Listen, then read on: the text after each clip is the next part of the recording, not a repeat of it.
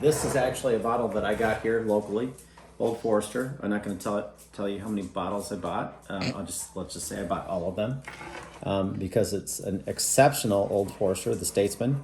You get the birthday bourbon, which could be better. It depends on the year. But I became a fan of Old Forester because of this guy right here. I used to never drink it just because it was inexpensive. And what I found, for a mixer, for like an old fashioned, the Old Forester 100 is exceptional, and it's the price point on it's great. But this stuff I've not had in years. So, Old Forester is something that I did not drink for the longest time because, again, you were the guy that got me into whiskeys and bourbons and everything, and so you didn't drink it. So cool. And then I had Old Forester 86 at a little place called Down One Bourbon Bar in Louisville, Kentucky. That's proof, 86 proof. Yes, so that's why it's called Old Forester 86. Down One is an incredible place. We'll eventually do a whole vlog and everything of that restaurant. We've since been back to. Treated us very, very well. Great place. It's part of the Galt House Hotel down there. P.S. It's haunted, just so you know. Haunted as Anyways. I know. Dude, so I had Old Forester 86 for the first time, and I was like, oh, this is really, really smooth. So then I tried Old Forester 100 proof. I was like, oh, this is really, really good. So then I had Old Forester, whatever the red one is. And then we had Bottled and Bond, and then I had Old Fine Whiskey, and then I had Prohibition Style, and then we've since had this Statesman, which is a special edition that was actually made for the movie in Not the 1920, and yeah, it's the 1930 something, and then they have a 19. Yeah, there's a ton of different Old Foresters, and really none of them are bad. No. You know, I mean, yeah, the 86 is, you know, it's under proof at 86 for, you know, Mike and I, but in terms of a good whiskey that you're going to sip on, that you're going to drink with some friends, you know, none of them are bad. I mean, I think if you go to grab anything off the shelf and you just want something to sit on and drink and have a good evening or a good weekend, Old Forester is probably going to do you right. Yeah. So here we have the Statesman. This was made for the movie Kingsman Part 2, Statesman. Typically, I'm very against gimmicky bourbons. You know, I've had bourbons that were made by X, Y, and Z famous person, and typically they're not good. This is an exception, for sure. I mean, you know, we tried it one night thinking like, oh, Mike and I are, you know, both have a special place in our heart for the Kingsman movie. It's a really good movie. It's lots of fun. And we always like, you know what, we got to try it and see. And I was very surprised when we first tried this, and I was like, holy crap, this is for a movie? Like, yep. That's because they had Elton John in it, just saying. Granted. Oh yeah, and Samuel L. Jackson. Yeah. Awesome. Yeah, absolutely. No, great movie. Yeah. So, getting right into it. the first thing that hits my nose is that you gotta remember, this is 95 proof, 95. It hits my nose like it's 110, which is awesome because this is a bourbon. This is truly an excellent sipping bourbon. This is the true bourbon of the night, actually. So we had a Willet Rye, we had a Contradiction, it says bourbon, it's a whiskey. Oak and Eden, obviously a whiskey. McKenna is not a whiskey. It's a bourbon whiskey. No, actually it is a sour mash, so completely different. Okay. And then usually not in bottles this big, and not that big compared to Sean, but yeah, big. There you go. Yeah. So of the evening, this is the bourbon. I know, you know, Mike and I always say we drink bourbon, but this is the one that we drank this evening. What are you getting off the front, Mike? Heaven? It is extremely smooth. I must say that. Is this the one my dad tried? It was a bit spicy for him. Stephen, drink bourbon. So what it does, this one, it comes up a little bit, and then it levels, and you think, okay, then it goes, it comes up some more, And so you think about a bell curve, it comes way up in notches, kind of like our market today. And then it will come down a little bit. And then it kind of sticks itself back up some and then smooths out. So maybe I should start drawing like graphs that represent. We definitely need a whiteboard. Yeah, okay. This one is different because it's not super caramely, but it has a hint of caramel. But I'm trying to place it. Maybe you can help me. I don't know. So, for me, I get a lot of butterscotch and a lot of, a little bit of caramel, a lot of allspice, nutmeg, almost like a pumpkin pie spice, almost, a little bit of cinnamon maybe. But then it's just vanilla on the end that really just smooths it out for me. And then it finishes, like you said, it kind of kicks at the end with the spices and the leather and the tobacco kind of on the end of it. I'd agree. I like the nutmeg, pumpkin pie, the cinnamon. What are those cinnamon cakes called? Like a cinnamon Coffee cake? Yeah, like a coffee cake. Yeah, that's it. Yeah. I honestly, so there was one time. It's got a little bit of a coffee cake scent to it. It kind of does. And I don't know if you remember this, but there was one time, shout out to my boss, Maddie White. She gave me an aging room cigar. I don't for the life of me remember which one it was, but it was an aging room cigar.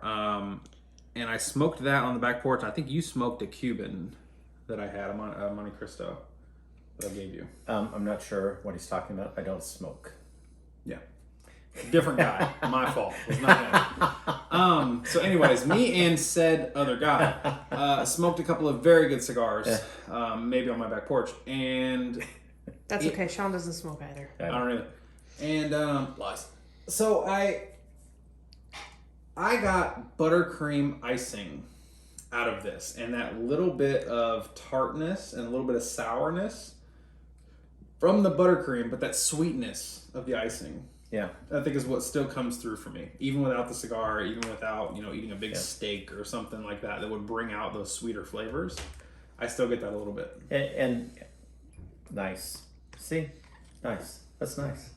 Very. Yeah, I love how articulate you are when you describe alcohol, in particular bourbons and whiskeys. But no, I would agree with you. There's a Sometimes word for that. I think it's snob. Yeah, no. Sometimes it's really hard. It's really hard to find the words because they have charts, and you can like go, okay, yeah, all this and the cherry and the nutmeg and the caramel and the apricot and all this stuff.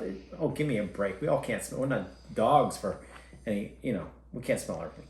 But the thing is that when you have someone mention something like that, you go, oh yeah.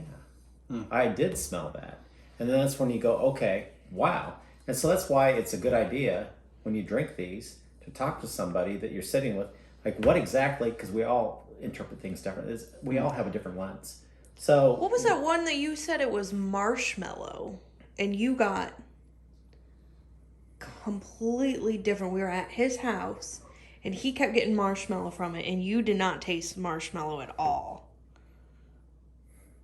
It was one that Connor got you. Oh yes. I know what it is. It's that that damn toasted. Yeah, it was toasted, and I cannot remember. See, what happened was that a Weller? No, it was not the Weller. I'll have to find out for another show. See, what happened was I had my hip replaced back in October, and Sean came over, and my son Connor was there, and he brought bourbons, and one of them he lives up in Cleveland. And one I'd never seen before. And of course, they drank it all. And like good sons do. Like good sons do. And so I'm not sure. I think I did try it, but probably not much because I was on painkillers, and I don't remember. But I recall that conversation that you two had, that it had, or that I had as well, that it marshmallowish, and that you didn't taste it at all. No, I got the char out of that one and a little bit of chocolate. Yeah, yes. That's it. Yeah, and everyone else got the marshmallow, and I never got the marshmallow. Yeah. So it can be different for different people, but and it kind of depends on your nose too, and it depends on your palate, and it depends on like I was saying before, did you smoke earlier in the day? You know, did you eat a steak for dinner? Did you eat chicken for dinner? You know, did you just have a handful of jelly beans? You know, it's all that stuff is gonna change your palate. You know, if you come into it with a true blank palate, then we could still get things differently. Yeah. So, okay, so time for the rating. What do you think? Time for the what? Time for the rating. The rate? Oh, the rating. Oh, goodness gracious. As a bourbon, Statesman is a bourbon. This is a bourbon. Yes, Truly. it is. True bourbon. Yeah. Out of 10. Out of 10. Out of 10. Okay, let's do this first, actually, because you and I are both bourbon guys. Yeah.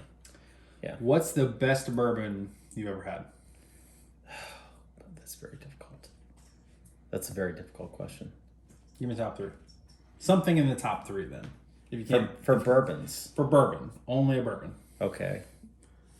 Willet cask strength 10 year. Okay. Top. Very good. Near the top.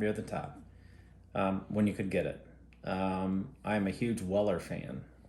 Okay. Weller's good. That is so difficult. See, I have never had either of those. I've had Weller, just not the really, really good Wellers because they're quite expensive. I am going to say the Blanton's that you had, that special edition one. It was very good. It was very good. That is probably the nicest bourbon I've ever had.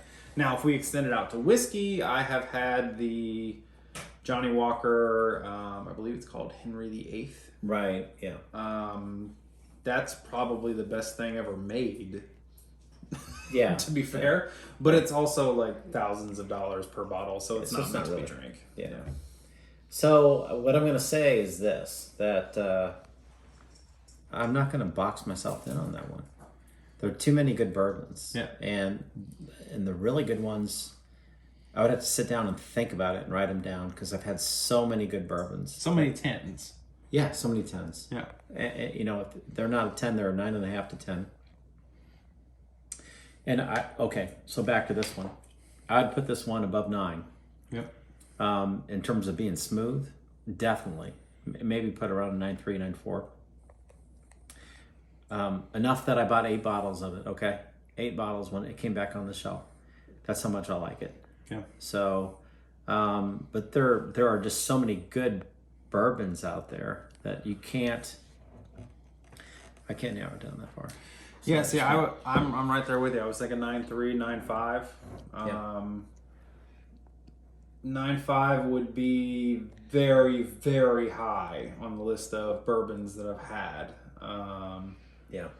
As a true proper bourbon. Yeah, exceptional. I think this is for me. It's the best Old Forester. I think the Old Forester Prohibition style is right up there with it. Yeah, the 1920. The 1920, yes. But the birthday, which I've not had yet, but the birthday I understand, depending on the year, that it's even better. And when I try those, and I'll be happy to be on your show and come back on that one. I don't think I can get a bottle, but I can try it. Yeah, so. I mean that's the thing is like a lot of times it's hard to come up with a bottle. Yeah, it's very, very difficult. You know, I've had Big Red, if you're watching, hook us up so we can rate it. Yes. Yeah, that would be great. Love to do product reviews. Yeah, no, I've had limited edition Maker's Mark. You know, I've had a lot of really, really good bourbons, and I think Old Forester Statesman. I think Old Forester Prohibition style. Blanton's, you know, a lot of those are really up near the top. Well, you look at these new ones, like the Rabbit Hole. I mean, there are several Rabbit Holes that are exceptional that you didn't hear of until a year ago.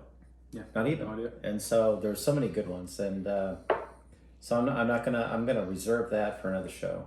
That where actually, if I could do some research, kind of write down the things that I think are up there, I would do it. But right now, I can't.